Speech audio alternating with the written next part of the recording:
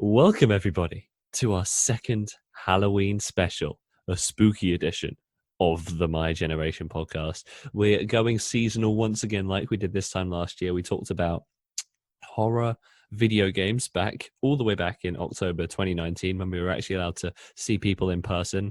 We did that with Joe, but now obviously we're doing this lockdown edition of Halloween Spooky Times, and we're going to be talking about the history of Halloween, why we love it, 30-day Halloween challenges, which will be coming to the end now, as you'll be hearing this at the end of October, early November time. So let us know if there's any sort of 30-day October spooky challenges you've been doing. I'll probably have to put a spooky counter for how many times I say the word in this damn episode in the corner. But today I'm joined by someone you'll know very well from the My Generation podcast. If you've been listening over the past few weeks, she does the poetry readings here on the show, and she's going to be doing one live, air quotes live. She'll be doing one with us here on the show. It's Emma Cussen. Welcome back to the show, Emma. Hi, Max. Hi, Hi, everyone. hi, it's great to have you back, Emma. And last time we had you on, we were talking about Her in Translation. That feels like a lifetime ago. Oh, wow. That was that was March lockdown. Was it March? Was it even March? Yeah, I feel like I'm we going to say recorded it March. in March, and judging by my schedule, it probably came out in summer. But yeah, it's that was a long, long time ago, and we talked about Long, yeah. two of our favorite films. So, what have you been up to over summer, Emma? Started a new job. Do you know what? Not actually that much. I think I was a bit too hesitant this year rather than starting a new job. But I didn't. I got to see a lot of friends and stuff and catch up with people. Yeah, just coming out of like the lockdown situation. I think it was just a bit too much for me, and I didn't really want to go out too much just in case I got unwell. Yeah, couldn't agree Sounds more. silly. No, I Sounds as couldn't agree more. silly, but for me, I was just a bit worried about it. Yeah, I've hardly been out, so my social life has been reduced to about as much as what we're doing right now, which is a podcast over Zoom. I live in this application right now, currently in a robe, recording the Halloween special, tucked away in my home studio, pretty much in the same way I've been for 9 hours a day. But that's not a bad thing because we're still able to connect with people this way, so we've got at least something. So obviously Halloween's going to be very different this year, Emma, and Mm. we're recording this before Halloween itself, but for the people that are obviously listening a little bit closer to the time of Halloween, what have you got planned for this year's Halloween? Um, well, luckily it's actually on a weekend this year for a change, which is nice. But personally, I'm actually just going to be watching, see if I can watch a movie at the cinema.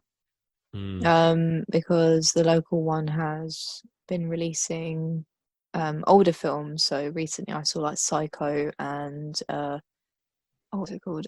Nightmare on Elm Street. But the local in the area is actually this lady. I don't know who, I don't know her name personally, but she's actually been on this morning show and stuff because she started something called the Thanet Pumpkin Trail.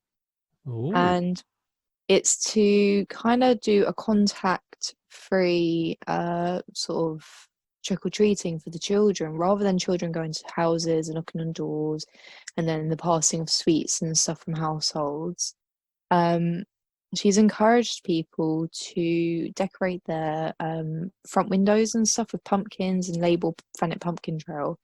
And the parents will go around with their child, and this doesn't have to be done on Halloween, which is the joy of it, because some parents, not all parents are, go around and the parents have their child sweets. And if the child notices a pumpkin or a Thanet Pumpkin Trail notice, the parent gives their child a sweet instead. oh, And it was a really clever idea. She actually made like a Google map of it, and you put your road on. There's little ghosts everywhere all over Thanet at the moment, and it's really adorable actually.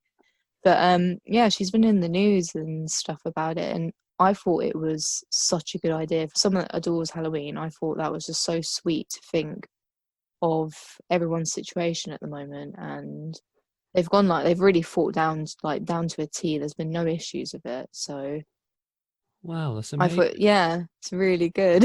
Yeah, it's very inspiring to know that, because I've spoken to people for other radio bits and bobs and podcasting stuff I've done about, having to celebrate different things completely different to how we can usually Mm. celebrate them, and that is such a positive spin. Yeah, so sorry, a pumpkin.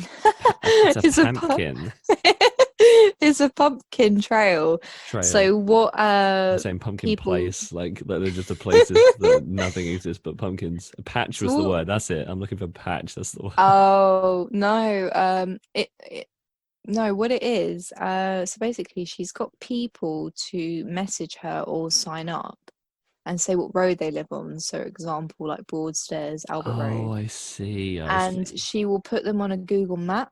So it's an online map, and the parents walk around their neighborhood or the local area looking for these houses that have said they're on the map.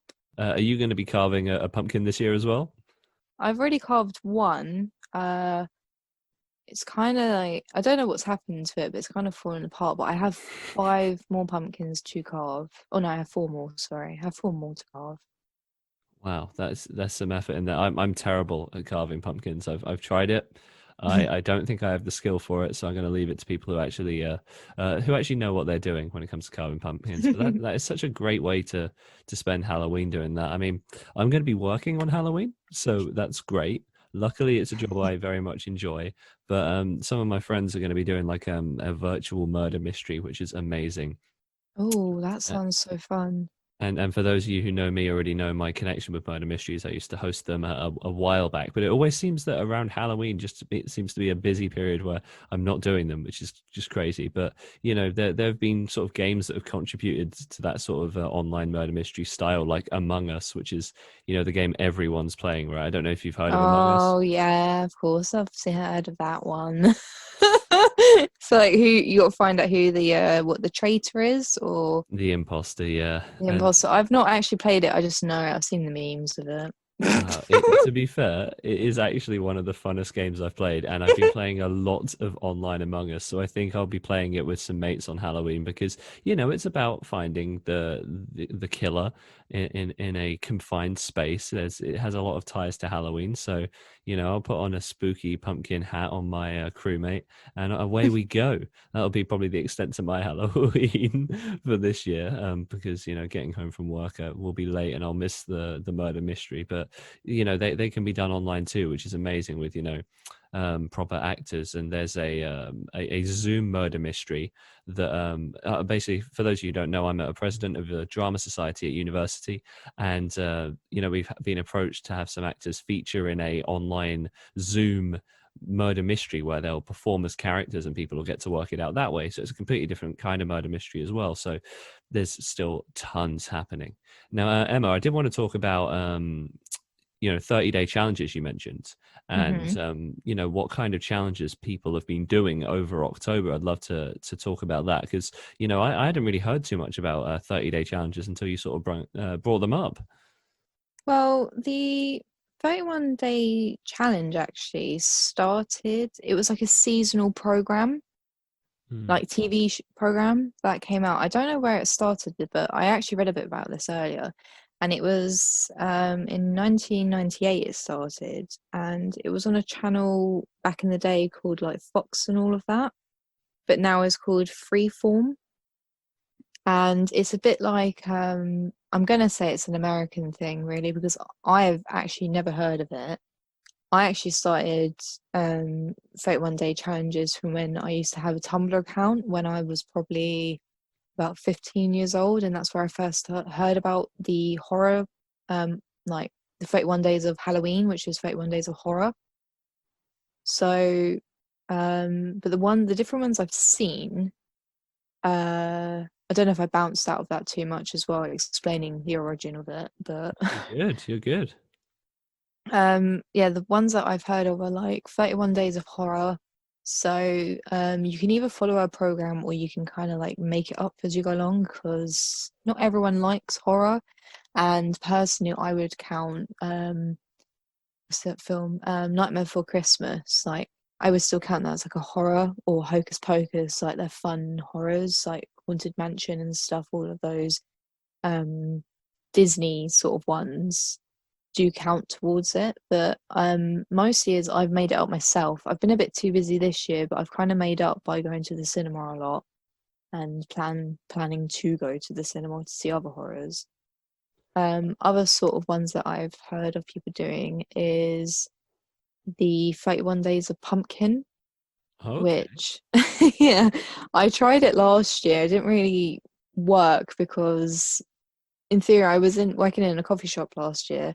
So the most I got with pumpkin was having a pumpkin spice latte, which in my head it counts, but It is what it counts is, just really. about. Not Is what it much. is. Not much, but no. Because I like making the most of every part of the pumpkin, like down to the seeds. The seeds, I'll roast them. So they're like nuts. And I've got a friend that's allergic to nuts actually, so she absolutely adores it when I do them for her. Well, Um I've got a nut allergy too, so I'm all for this. I was about to say, so I was yeah, like, any wait, am I like the friend? sorry to break it to you now. So we are friends though. That's right. Um I'm lucky this is a podcast. You guys can't even see my tears. It's fine. just hear you sniffling like um yeah, so you can make like soups or bake with them, make pies, savory and sweet, which is, I would still say again, is a very American thing because they actually have pumpkin pie and like whipped cream and stuff around Thanksgiving. It's a very common tart to have afterwards. You can make just all sorts actually. Like now I'm thinking of it, my mind has gone blank because I'm thinking of all the amazing things you could cook, and I'm sitting there like, why don't I have a pen right now? Because these sound like really good ideas in my head. Yeah, I know you um, usually write loads of notes before these podcasts, but now you're going to have to be writing them during just to remember every yeah. cool thing you said. Luckily, you can listen back to this I on was about to Halloween. say I could listen back to this when pumpkins are, of course, not in season, but is what it is. Um, I know some people have done. These are other things that I've seen others do are like bucket lists in terms of countdown towards Halloween. Hmm. So one will just be like watch Hocus Pocus. The second will be decorate the inside of the house, decorate the outside of the house, apple bobbing, and all these crazy games. Apple So bobbing's been around for forever, hasn't it? I just remember used to doing that all the time as a kid. It was the most infuriating game of all time, right? well, yeah, I actually didn't mind it, you know, purely because I feel like people would cheat. Like you would kind of go for the smaller apple that you knew you could fit in your mouth, so you'd kind of just go for that one, and you get it into a corner, and the my vision is just someone ramming this apple into the corner of a barrel or something, and this apple is just being smushed to the point it's so soft you could bite into it. That was like my move. So Emma's masterclass on bobbing apples is coming to YouTube Red very soon. Don't worry. Oh, that's incredible. Literally, can you imagine? So I think Make like you'd a get some YouTube paying channel. customers.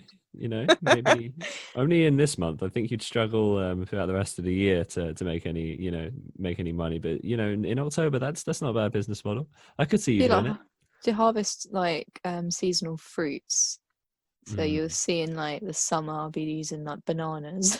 Although, like some people, Halloween is all year round, isn't it? Like you're a big Halloween person. Some people, it never goes the season. You've always celebrating, right? In my head, yeah, like I mean, the last time well, in the summer I was wearing like a Halloween t-shirt and stuff that says, "Do you know the film Halloween" on it. It'd just be that. Yes. Uh, So I'm kind of like impartial to the fact that it is an all year round celebration. and what is your favorite Halloween related film? Because I'm terrible with jump scares, so I've seen like none of them. Mm, Halloween related film or just horror in general? Yeah, we can go just for a spooky one. Born in the Field. Um, well, okay, as a child, I would say the film that actually got me into Halloween, if we're going to be jumping ahead a question here that you're probably going to ask me, is how did I get into it? When I was a child, we always used to go to the video store for Halloween because it was you had a week off of school and it's near my birthday. So we would always go to the video store and I would always pick two horrors. Well, not horrors. One would be Sleepy Hollow, which is about a headless horseman, which is probably a 15, and I probably shouldn't have been watching it, although I was at primary school at this age. The other film I used to watch, and I still do watch every Halloween, is Nightmare Before Christmas because it's just the best. And then I It's a would always classic. pick, it's such a good film, like it honestly is a classic. And then I would always pick a new horror to watch. But that's probably my childhood horror. But my all-time favorite horror is The Thing. Oh I yeah, don't know if that's you, the '80s movie. Yeah, the yeah, practical effects on that film are crazy. is absolutely mint. It is so good, and it. I'm a sucker for classic horrors. I think jump scares are boring. Sorry, I think they're really, really boring. Um, and if not, they're funny. To be honest, because I just the amount of times I go to horror, like I don't know what it is. I think it's probably because of my knowledge on horrors. You can kind of guess, sorry, by the way that the scene has been framed to know if a jump scare is going to happen. Yeah, they're Like not there's like as tricks to creative. knowing. No, there's tricks to knowing if something's going to come out. Like why would they have one person in a scene and show so much of the background if something was not going to happen, sort of thing. It's one of them, like in Mm. my opinion. So I end up kind of analyzing a film too much to not be affected by a jump scare. Hey, I'm a film Because student. I understand it. I yeah, overanalyze the entire film experience, but yeah, I agree that jump scares don't tend to work for me. Or and like I'll get scared by them, but they're not mm, satisfying. The kind of horrors that are good are those, ones that, they can put something scary in full plain view or have it like bright in the middle of the day and it still gets you, that kind of stuff. yeah, just something uncomfortable. What I consider horror is something that I will talk about with someone else and say it and pretty much mention that it made me uncomfortable. Like we saw, for example, although I'm a horror fanatic, there's still some horrors I've never seen. And when my mum was younger, when I don't know if it's one of the first ones she watched, but it was The Nightmare on Elm Street. Yeah. And she said she worked it out. I think she said she was about 14 when she watched it, and definitely should have not seen it in the cinema, but she did. It helped. It was one of those. It helped to know someone that worked in the cinema back then.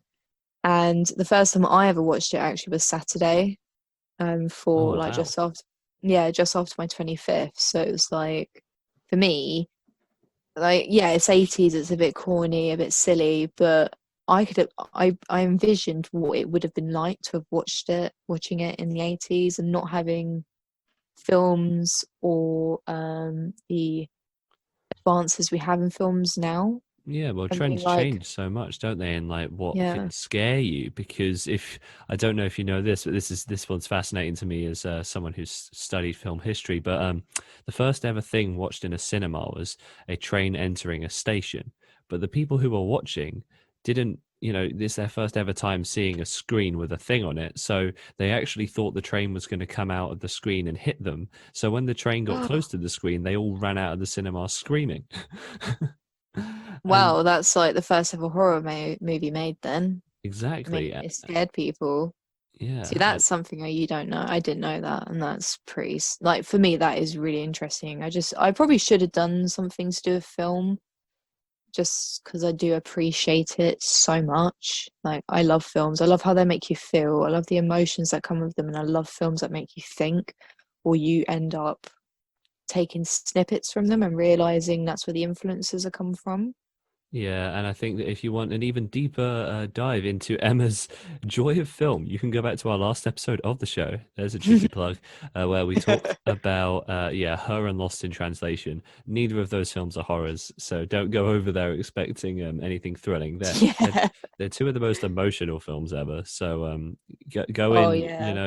ready to cry a little bit because her's one of the most emotional films I've ever seen. So it's clear you've got an absolutely giant fascination with cinema, but Mm. yeah, jump scares don't really work. So what is it then about your favorite horrors that makes them so special?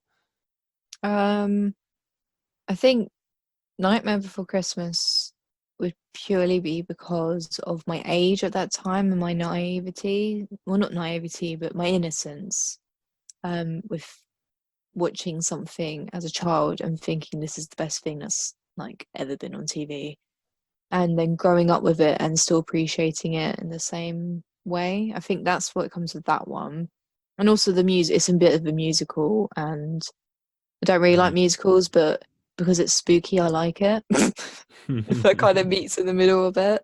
Um, but no, the thing, it purely is just because of the era it came out, and then was pretty much all my favorite horrors have been from the 80s and really early 90s, just because of the animatronics and the special effects and the corn syrup sort of scenes that they use and all of that. Yeah, the thing is, it's shocking to watch, and because you know it's all practical, there's something even Mm, more creepy about it because everything's got the right texture to it to be real. And you know, sometimes CGI can be extremely obvious, but when it's all practical, that can be so off-putting. mm. Actually, I will like. Actually, yeah, go on then. I'll tell you a film. I have a horror film that actually I physically still can't watch to this day because it Oh, here we go. terrifies the living hell out of me. It's called The Grudge, Oh, and no, it's a I've yeah. Japanese American film that is from the Japanese film The Grudge. Um, and they kept so basically it's purely because of my love for Japan history and then horror. So they've been kind of mashed together here just because of Japanese backgrounds and horrors and what they believe in and their spirituality and everything. And then this film, when I first watched it as a child, and I'm telling you, I watched it as a child, I probably shouldn't have. Oh no. It was absolutely terrifying. And it's only because on my way up to bed, I had to walk underneath the attic door. Ooh. And my mum there's a noise that the lady makes in it because the way she was killed, she has this like croaky sound of her voice. Well, not her voice, but the way she does this like sound. And my mum used to do it just to make sure I'd go to sleep. But it just terrified me. That's Like so in a way, it's cool. kind of scarred me, and I still can't watch it.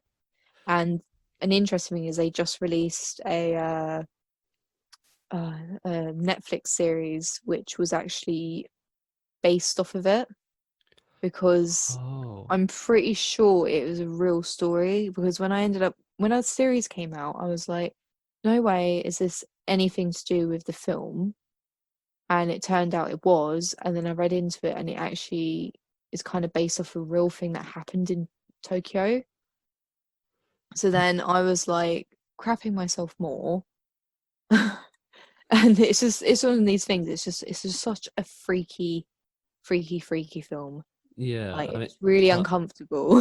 I've not seen The Grudge because I mean I'm so scared of jump scares, but I do remember vividly when I was at secondary school. I think I was about 14 or 15. One of my best friends, she comes in, sits next to me. I've never seen her so pale before, and I'm like, "What happened to you then?" And she said she'd watched The Grudge, and so It's I was like, horrible. "Okay, guess I'm not seeing that film ever because you can actually handle horror films." That's So it. It's called yeah. Ju-on Origins, which is JU-ON Origins, and it's on Netflix if you want to watch it. And it's literally the series of The Grudge. Like it's a series of it, and it's just freaky. Like, and also the film's great because they kept the original Japanese director, although they made it an American film because he wanted it to be as freaky as hell. He was very like playing on that. There's a whole interview about it, why they kept him. Interesting. Yeah, well, I mean, Mm, it's clearly captured, you know, an audience because people have demanded a whole series out of it. That's mm, an incredible film. Well, yeah, no, I don't tend to focus too much on the jump scare ones. The sort of horrors that get me sometimes are those like what you said, the more real life based ones. Like mm. I remember seeing the 2007 movie Zodiac. And I Oh don't know if yeah. you've seen that, but like the Mhm. basement scene in that film is a masterclass of cinema, right? Oh yeah. Like it's just you can't like get a bit more unusual than it. It's just a bit. I don't know. I don't like enclosed spaces, and I think basements are the worst because they are very enclosed. Mhm. Because there's kind of one entrance, and it's the same entrance as the exit. Yeah, and you've Unless got you're lucky films and it like has a window. Buried. Yeah, you've got films like. Have you seen Buried? No, I've heard of it. Wait, is it the guy who he literally gets buried alive Yeah, yeah. So and it's he's losing his oxygen and he's got a phone and a light and he doesn't know how he got there? exactly that's the film. So Yeah, okay. I was just making sure it's the one I've seen. yeah, it's a Ryan Reynolds movie. So I showed that to my Mm, dad. My dad hated the film so much. I thought it was okay, but yeah, mm. it's so claustrophobic because the in that film you just never leave the coffin and yeah, it's just something about tight spaces in films. I'm trying to think of like other films that have got like that really claustrophobic feeling because you've got Um, Another one would be I haven't watched it, but I'm gonna have a guess, and I reckon it would be the same. Is this film called The Platform? okay, I've never even heard of that. It's meant to be like it's a Netflix film, but apparently it's meant to be quite claustrophobic. You're actually recommended not to watch it if you are claustrophobic. I don't know. I literally don't know anything about it other than the fact there's just two men and it's a platform and it must be some sort of like game film where they've Oh, got I to try and see. get out of there. One of those like Saw films. They woke up, don't know how they got there. Got to do some crazy stuff to get out. Yeah, and they've got like this the platform in the middle that's like covered in what looks like food and like all their Mm, stuff and yeah, it looks like they're in a room and you're sort of enclosed in and that you have to be on the platform for a certain amount of time and then you can go back to being just in the rest of the room. Um, literally. yeah, that looks quite intense, but there's something, yeah, really admirable about a film being made with just two characters in a small space like that and making it so intense. And yeah, you not really meant to watch it if you've got claustrophobia. Yeah, I can see why Mm. in the images. So my search history is now going to be completely filled with nothing but pure horror films now. So thank you, Emma. Um, That's I've okay. done so well to avoid them for so long. Oh, well, Well, you've got it as a film student. I feel also Halloween is a great time of the year to expose yourself to horrors in a safe space. true, I because feel, everyone else is doing it and everyone else is getting scared for the first time as well. Yeah, I can't yeah, handle it. So I should everyone's doing it probably at watch some one. point. Yeah, I definitely need to finally commit. If you had to recommend, let's before we move on to another area, but we'll finish on this part with films. If you Mm. had to recommend that on the 31st, someone watched one horror film, it could only be one horror, and they've never really cared about horrors before, someone like me, what one film would you recommend to someone to watch? What, like if it was like their first time or Yeah, something? if it's like a first timer for horror like me. Oh, um, I probably wouldn't. I'm joking because all the films I'm into are pretty scary. Um, I think I'd say go classic and maybe go. I don't know, 'cause some of them could be quite silly. Like Reanimator's really good, but it's a bit weird. What's Uh, Reanimator about? I haven't even heard of that. bit of a Frankenstein sort of film, and I can't remember what he actually reanimates. I think he reanimates himself, and Oh, it's just a it's an bit 80s weird. film. Yeah. Yeah, it's an 80s film. This is the thing, all the films I watch are 80s. Um, Actually, good classic. Go for Carrie. Oh, okay. Watch That's Carrie. a Stephen King adaptation, isn't it? Watch that. Yeah, I've heard very good things about that. That's a 70s one. We're going even further into the past. I'll go. Maybe I'll go a bit forward. No, that's a good shout. That's I mean, a if you real want to classic. go, if you, yeah, I would say if you're going to start with a horror, start with a classic first. Don't watch any of these silly ones that have come out like The Conjuring or something. You're not watching horror. You're watching a jump scare. Yeah, so go back and watch Carrie. That's Emma's lock of the week. So if you're new to horror and it's Halloween time, I might because I haven't watched Carrie all the way through. I've watched some of it, but I Mm. do need to commit to watching the whole Oh, thing. it's a bit gory. If you're not into blood, don't watch it.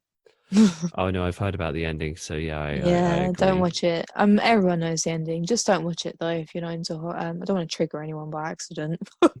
They Yeah, actually find out this is their fear. Yeah, so I Uh, feel like warnings come with all of these movie recommendations from me mm, and Emma. But yeah, that's a fascinating chat about films. I feel like we could chat just films forever. But we wanted to also talk a bit about the history, obviously, of Halloween as mhm. well, and go into where it all came from. But before we do so, Emma, we're going to do your poem. Oh So God, I didn't get it Emma, ready.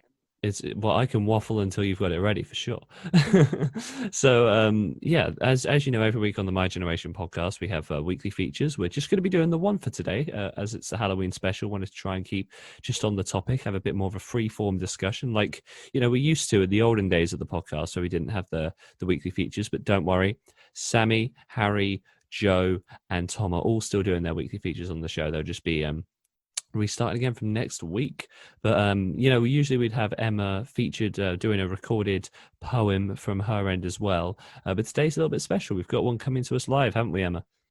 Yeah, yeah. I'm a bit nervous about it because my last set of poems I have are very, very close to my heart and are quite emotional. So, Well, that's absolutely fine. Take your time with it. There's, hmm it's there's no pressure at all, really. And just deciding which ones. I have three that I was gonna. This one's really long. Well, not really long. I'm being dramatic, but there's one that's long. a long, Okay, we'll do this one. It's called Slightly. We haven't done this one, have we? You've done Unlikely. yeah, we've We done haven't unlikely. done We haven't done slightly. So Slightly. performing Okay. slightly, it's Emma. This one I wrote because sometimes I hate writing. um, okay, it goes like this.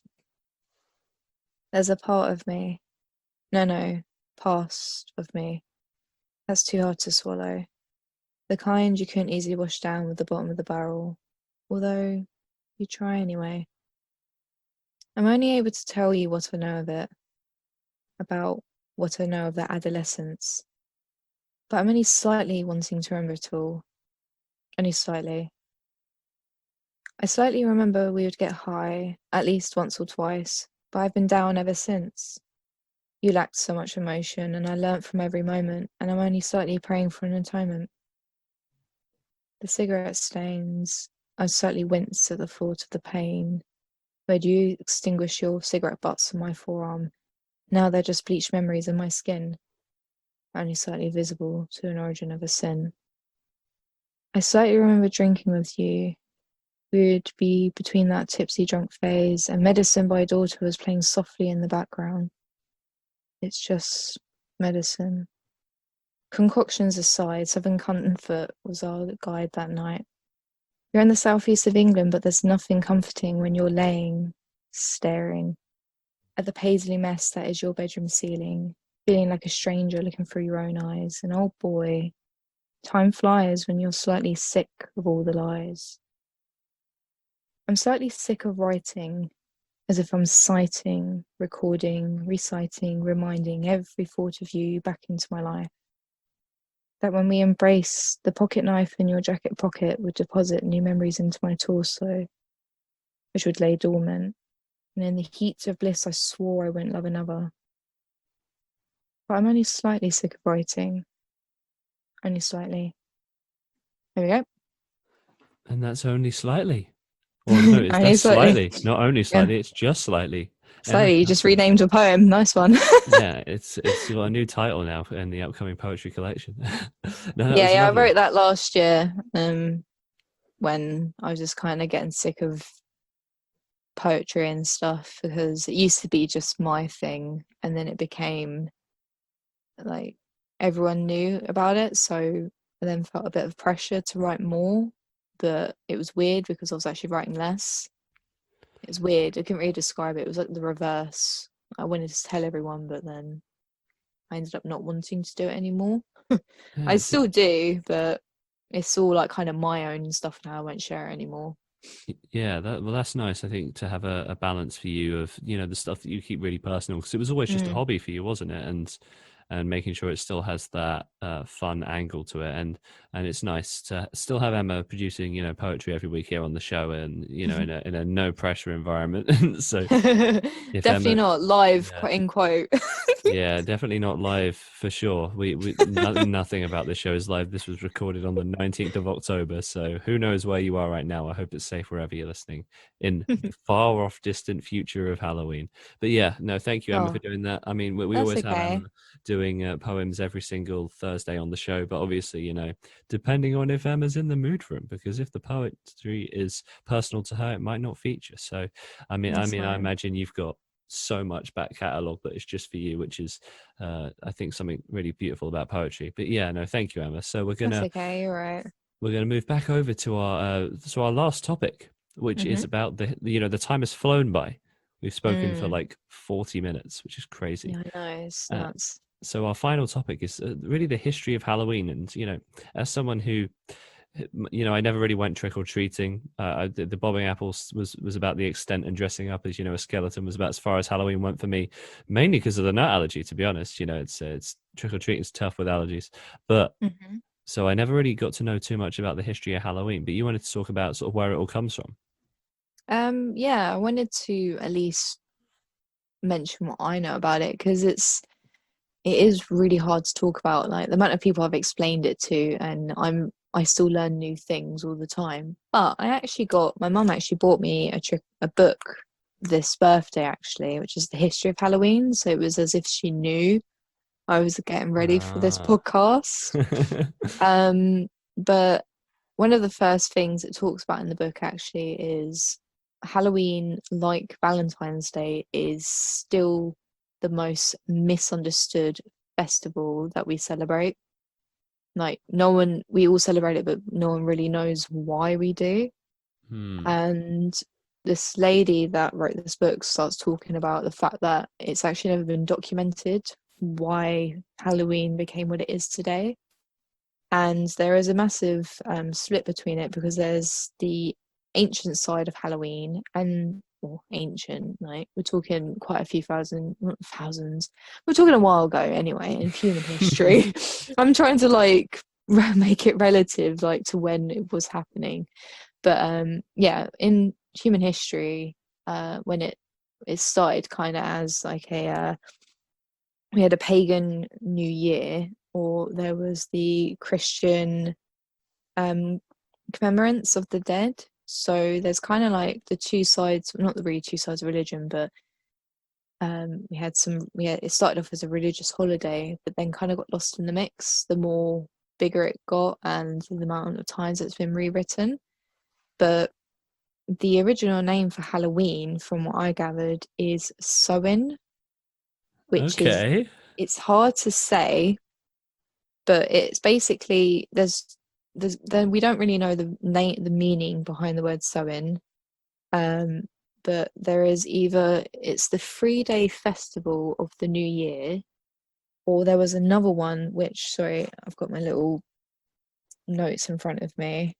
There's like two meanings for it. Um, there's another one which actually is he's a Celtic deity. He was also known as Balsab, which is Bal for Lord and Sab for death. So he was Lord of Death. So there is two meanings, and Samhain is spelled Samhain, but it's Samhain. Interesting. You see, I always thought that my lack of knowledge to do with Halloween was just, my own ignorance, and that the information was readily available. But everyone's sort of got, I guess, a little bit of a different opinion or reason or story for where it came from. Well, the first recorded, so to speak, at the time would have been called nonsense, but still somehow made its way into British libraries, was by a guy called Charles Vallancey. Hmm. And back in 1762, he was one of the first people to actually start documenting what Halloween was. Um, so he was sent to Ireland on a surveying mission, but he was a British military engineer, but he also was a historian and a linguist. So you say I'm linguists? Yep. Yeah, so he was actually sent there on like a little mission, but then ended up finding out about pagan and Celtic like festivals, which was like as well as that, it was a harvest. Basically, the pagan festival, which started on the 31st of October, would be like a day of recognizing that the summer came to an end and the winter was now starting, which is also where the nights kind of got cold. And it was end of one harvest and start of a new harvest, which was also, so you had the difference between the light and the dark, the heat and the cold. The heat was keeping people alive back then, and the cold, there was more deaths. And then there was different types of harvests that you saw, but there was also less of a harvest in the winter. So there was all these like comparisons, and that's why they considered it their new year. Oh, interesting. Yeah. Yeah. So, but there's also the Christian side of it, which is their little celebration of the dead, a bit like the Brazilian. Yeah, is it Brazil? No, is it South American Day of the Dead festival that they have? Oh, is it? It's Day of the Dead. I thought that was. I mean, I saw the film Coco. So is it like a Mexican tradition? Yeah, so Day of the Dead. I'm not sure how they celebrate, but I think they celebrate. It's like a funeral party. Hmm. It's very similar to that with Halloween in this Christian sort of celebration. But there was a lot of, it's kind of weird because there's, if you talk to Christians like that I know that are Christians and you ask them about Halloween, they say it was the devil's birthday, but the actual history behind it is actually it was kind of getting ready for the dead sort of thing. So there was like this whole theory that the 31st of October, there's like a shield or something between the living and the dead was was thinner, so the dead could walk the earth. Mm. It sounds really silly, but it's a bit like that George Romeo film that is Night of the Living Dead. Oh yeah. I think it's George R. Romeo film. And he's like basically like the king of zombies, pretty much. Let's Um, find out. so you quickly looking George A. Romero? Romero.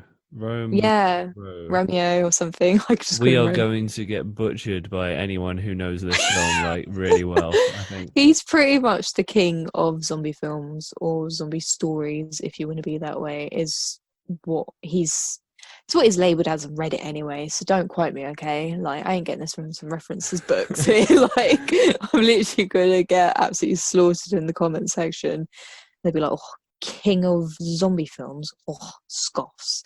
But no, but yeah, the Christian celebration was about that and it was getting prepared for it. But there's all these like rituals that they did. And this is where it gets a bit confusing because it's hard to know if it was the pagan celebrations or the Christian celebrations because one kind of accepted it, but one didn't. So I think that's where all of it's hard. Like, this is what I'm saying. It's hard because even I'm getting confused now, but I do know it. um, so there was all like there's like these rituals where they would light bonfires and they would burn animals in sacrificing and also wear animal heads. And Mm. I don't know if it was to warn off or one to accept, pretty much.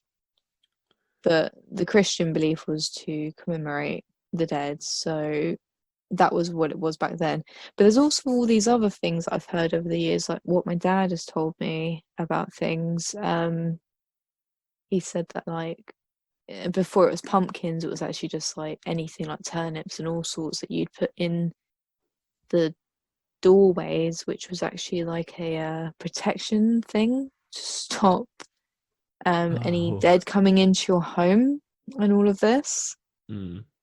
And there's all these things like why we light candles and stuff. And It's there's like interesting the because like the pumpkin's like meant to be like the prime image. It's the first thing I think of when I think Halloween, but mm, it's not always been there since the start. no pumpkins. were back then probably like quite hard to harvest actually, because they take so long to grow. You have to sow them in like March.